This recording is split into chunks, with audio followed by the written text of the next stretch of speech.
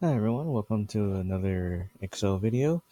So for this video, I'll be creating a frequency table, and I'm not going to say histogram, but it's going to look like a histogram. It's more of a bar chart. So I'm going to use this set of data here. As you can see, it's already pasted in. So what I'll need to do is I'll need to specify the bins here. So what I'll do is I'll put in the upper limits of my bins. As you can see here, it's already been done. So I'll put these values in the column here. So, okay, and now to get the frequencies, this is where it gets a bit confusing. So what you'll have to do is you'll have to highlight these cells, and you want to do one extra for any overflow data that might be higher than your last bin's highest value.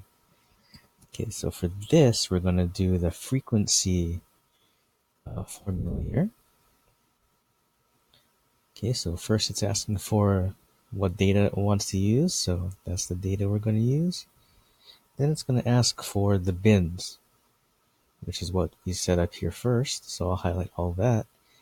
Okay, now this is going to be slightly different from what we've done before. So instead of hitting enter, you're actually going to do a control shift enter, and it'll auto populate all of these cells here based on this data here. So let me do that, control shift and enter, and it's all filled in. Okay, now we'll build the quote unquote histogram. So we'll just highlight the data here, go to insert, and if you're not sure which one to pick, you can just click on this little button on the corner of right corner of the charts, and we want this recommended chart that's shown here. And there you go.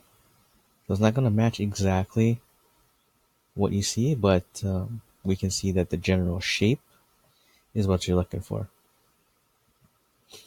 All right, guys. So that's pretty much it for frequency tables and the histogram, quote unquote histogram.